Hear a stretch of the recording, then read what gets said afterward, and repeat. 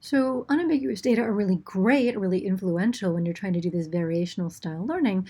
But the problem, which we just saw with some examples of interacting parameters, is that it's not clear that unambiguous data exists for entire grammars because this requires a data point that's going to be incompatible with every other possible parameter value of every other possible grammar.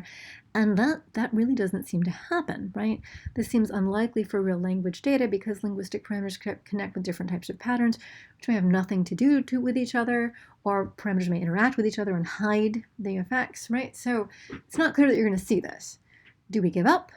No. The key to remember here is that parameters are separable components of these grammars. That was sort of the whole point of having parameters in the first place.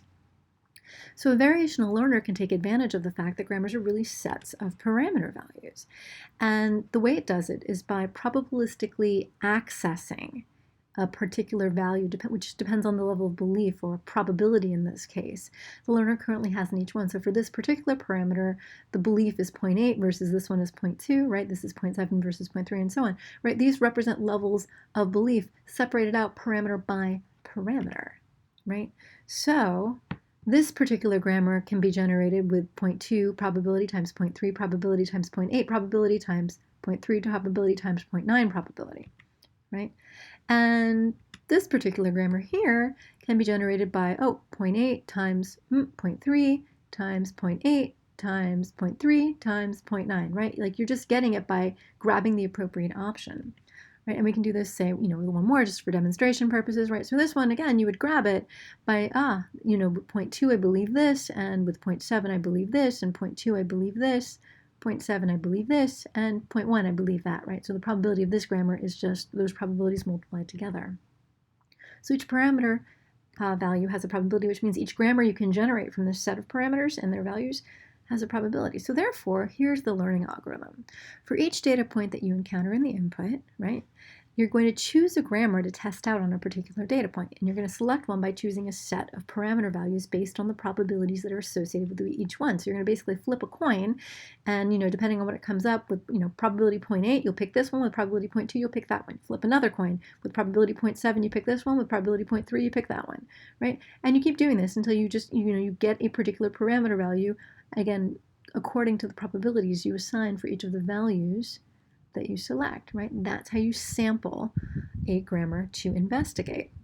And this is actually not a crazy thing to think children might be doing because experimental evidence from 4 and 5-year-olds suggests that children are sensitive to the probabilities of complex representations, which parameters definitely are.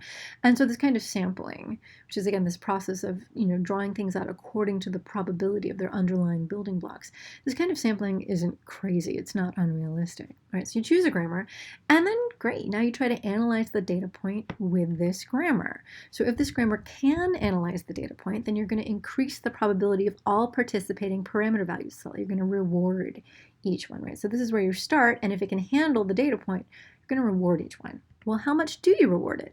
That depends on the reinforcement learning equation. So let's consider this first parameter with these two values. And you picked this value, so this is your one that you decided to test out, and let's say it was successful. This is the previous value of your successful one versus your opposing one. Right, so if we consider those, right, then there's a very simple equation which just comes from the reinforcement learning literature that shows you how to update it. And all you need is to specify a learning rate, which is really just how much you're going to shift based on each new piece of information. So when this gamma value is very large, this learning rate is large, you shift a lot, right? As each new thing, you're sort of a whirl, right, in the world of changing your mind. If it's very small, you're very gentle about changing your mind. Change just a little bit. So 0.125, just for demonstration purposes, probably kind of more on the changing quite a bit, but it's for demonstration purposes, just to show you how much you would get a change with that kind of learning rate. But again, this reinforcement learning equation comes from what we know about how humans actually do different types of associative learning.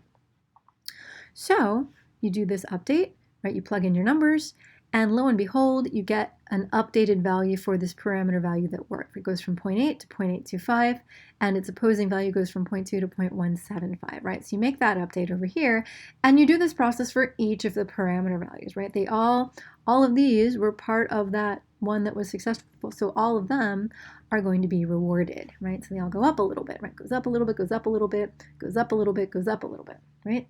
Okay, so that's what happens when it works out. But what happens if the selected grammar can't account for the data point? Well, then all the participating parameter values are punished, right? Their probability goes down a little bit instead of going up a little bit. And you do the very same thing. You have, the value of the unsuccessful parameter and the previous value of the opposing one, and you just update with the punishment equation, right? Little sad equation right here, which will be coming. There we go. Right, so this is the punishment equation, again, with the same learning rate we had before. So what you're going to see when you actually walk through this is that, hey, we plug in our numbers, and guess what? You lower a little bit because this value didn't work, right? So when it didn't work, it goes from 0.8 to 0.7, and the opposing value goes from 0.2 up to 0.3, like it gains a little momentum. So you do this for, again, each of your parameter values. So this guy went down, this guy's going to go down, this guy's going to go down, this guy's going to go down, this guy's going to go down, right? So you do this update, this kind of punishment, and all your participating values are punished slightly, right? So you're either rewarding or punishing all the values altogether that were part of that grammar.